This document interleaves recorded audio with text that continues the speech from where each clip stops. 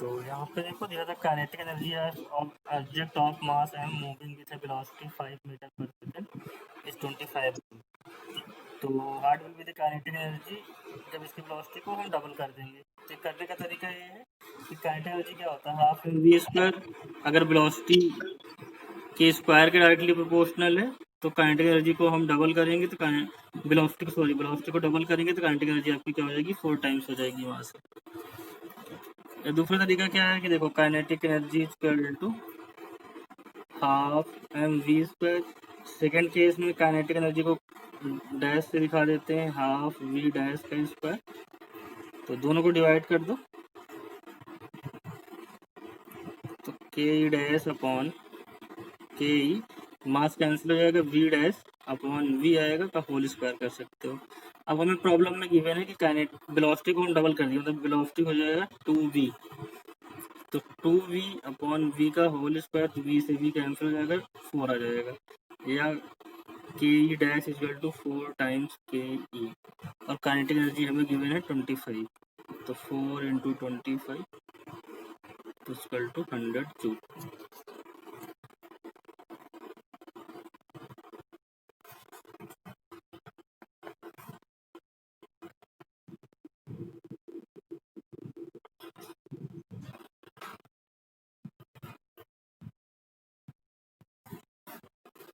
तो potential energy को define करते हैं। The potential energy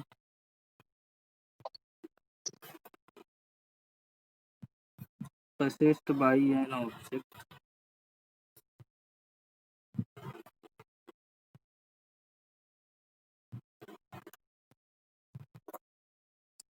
the potential energy possessed by an object is the energy present in it by virtue of its position or configuration। तो configuration या position की वजह से जो एनर्जी होती है किसी ऑब्जेक्ट में, तो उस एनर्जी को हम बोलते हैं potential energy.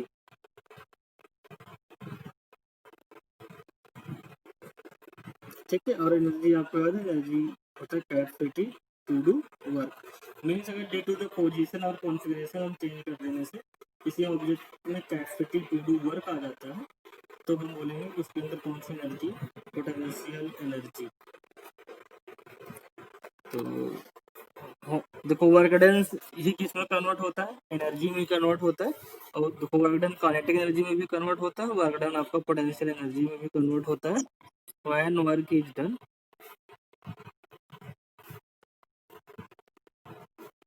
on any object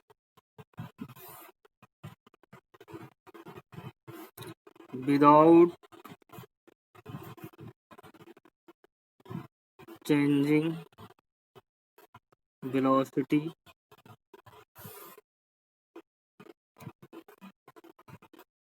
then work is converted into potential energy। जब किसी सिस्टम पे हम वर्क करते हैं उसकी स्पीड को बिना चेंज किए, ठीक है, तब जो वर्क हमारा होता है वो वर्क पोटेंशियल एनर्जी के फॉर्म में स्टोर हो जाता है। उस सिस्टम में किस फॉर्म में स्टोर हो जाएगा, पोटेंशियल एनर्जी के फॉर्म में आपको स्टोर हो जाता है। ठीक है, हमने कुछ वर्क किया और वर्क उसकी स्पीड में कोई भी चेंज नहीं ला रहा है, वेलोसिटी में कोई चेंज नहीं ला रहा है, वेलोसिटी या स्पीड में कोई चेंज नहीं ला रहा है, तो हम बोलेंगे कि वर्क आपका किसमें, वर्क आपका पोटेंशियल एनर्जी के फॉर्म में स्टोर हो जाएगा। ठीक है, अब पोटेंशियल एनर्जी आपका ड्यू टू द पोजीशन और कॉन्फ़िगरेशन होता है। ठीक है, जैसे आपको यहाँ पे एग्जाम्पल सपोज बताते हैं, जैसे देखो ये आपका स्प्रिंग है,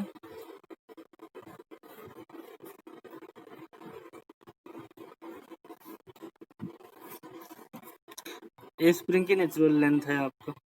अगर इस स्प्रिंग को हम फोर्स लगा के इलांगेट कर देते हैं, ठीक है, इलांगेटेड स्प्रिंग,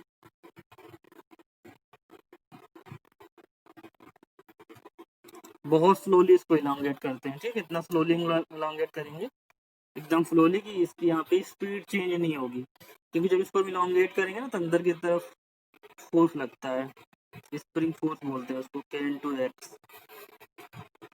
तो हर एक इंस्टेंट पे जितना आप एक्सटर्नल फोर्स लगा रहे हैं उतना के एक्स के अगर इक्वल है तो इसकी स्पीड वहाँ पे चेंज नहीं होगी। अब देखो जो इलांगेटेड स्प्रिंग है, अगर आप इसको रिलीज कर दोगे तो ये अपने ओरिजिनल स्टेट में आ जाएगा, आ जाएगा कि नहीं। स्प्रिंग को अगर यहाँ पे इलांगेटेड करके इसको हम रिलीज कर दें,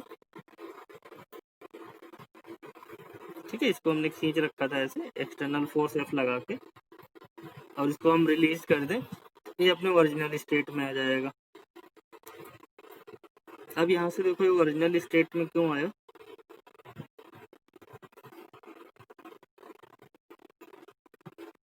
क्योंकि यहाँ पे इसके पास एनर्जी थी और उस एनर्जी की वजह से इसके पास आ गया कैपेसिटी टू डू वर्क, और वो वर्क इसको वापस ले आया आपका, ठीक है। अगर इसके पास एनर्जी नहीं होती तो ये वापस अपने ओरिजिनल स्टेट पे नहीं आ पाता, तो उसको हम रिलीज करते एक्सटर्नल फोर्स को यहाँ से हटा लेते थे।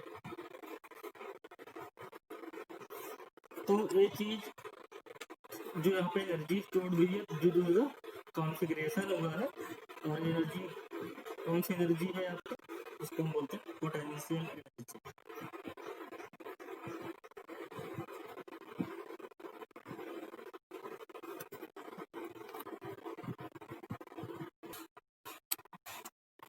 स्प्रिंग में आपकी एनर्जी स्टोर हो जाती है, इसको एलांगेट करें या कंप्रेस करें तो दोनों में जब भी इसके कॉन्फ़िगरेशन को चेंज करेंगे तो इसमें पोटेंशियल एनर्जी स्टोर हो जाएगा।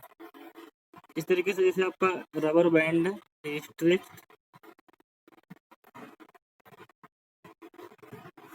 रबर बैंड, तो स्ट्रेच रबर बैंड में भी कौन सी एनर्जी होगी आपकी, पोटेंशियल एनर्जी। इसको रिलीज करेंगे तो अपने ओरिजिनल स्टेट में आ जाएगा।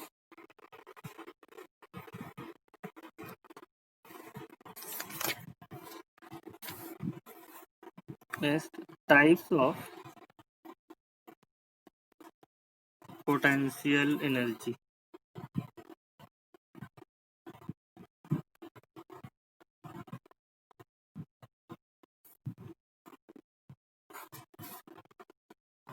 तो फर्स्ट है आपका gravitational potential energy.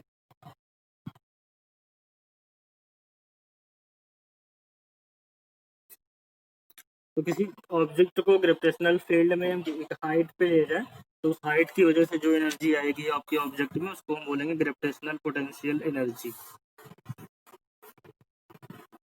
It is the energy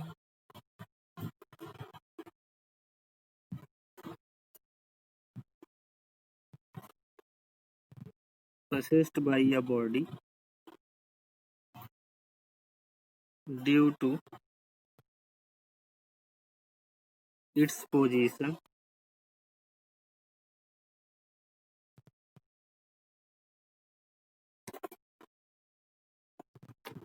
above the ground।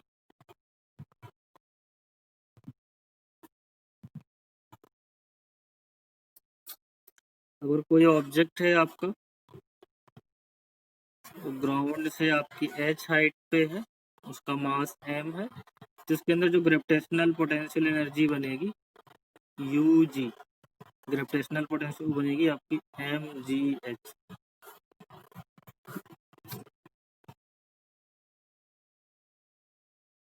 Next होता है elastic potential energy.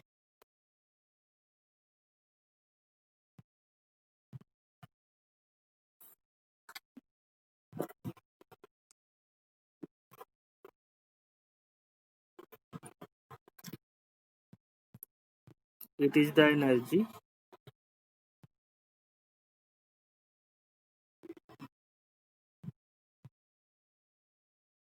possessed by a body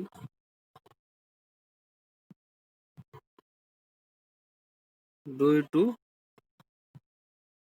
it's change in shape और कॉन्फ़िगरेशन। ठीक है, जैसे यहाँ पे देखो स्प्रिंग था, स्प्रिंग को अगर हम स्ट्रेच कर रहे हैं या कंप्रेस कर रहे हैं, तो स्ट्रेच कर रहे हैं, कंप्रेस कर रहे हैं, तो उसके शेप को वहाँ पे चेंज कर रहे हैं, तो शेप चेंज होने की वजह से उसमें एनर्जी बन जा रही है, उस एनर्जी को हम बोल रहे हैं elastic potential energy.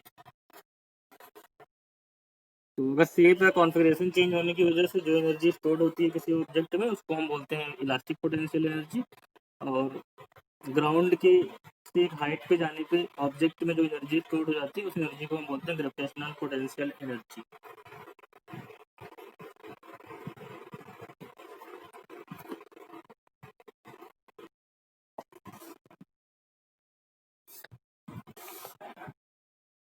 Find the energy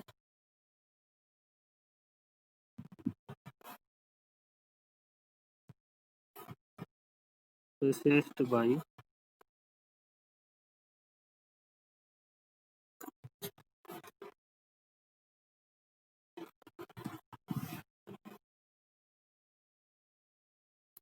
an object of mass 10 kg when it is at a height of 6 meter above the ground. Take g is equal to 9.8 meter per second square.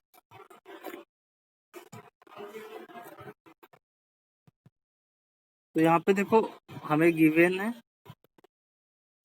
Mass of the object, right है, height given है 6 और जी की value given है 9.8 metre पर second. तो potential energy U equal to बन जाता है mgh। तो यहाँ से हो जाएगा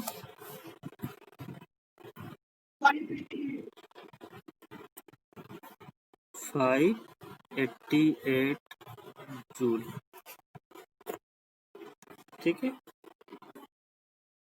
नेक्स्ट देखो, समझ में तो आ गया ना सबको, सिंपल ही है, वो सारे वैल्यू गिवन था, उसको हमने पुट करके सॉल्व कर लिया, सबकी यूनिट का कन्वर्ट भी नहीं करना था, सारे यूनिट आपके एसआई में ही थे। नेक्स्ट देखो, an object of mass 12 kg is at a certain height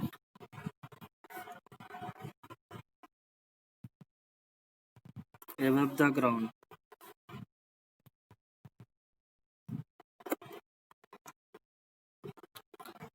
If the potential energy of the object is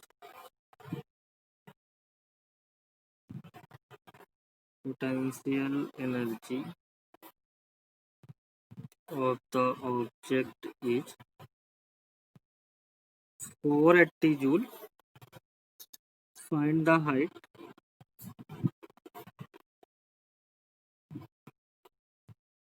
at which the object is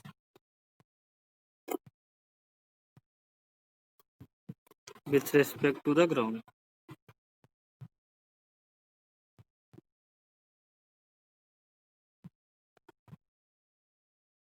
given है हमें g इक्वल टू 10 मीटर पर second. तो इस problem में energy आपको given है, mass given है, आपको हाइट बतानी है इसमें।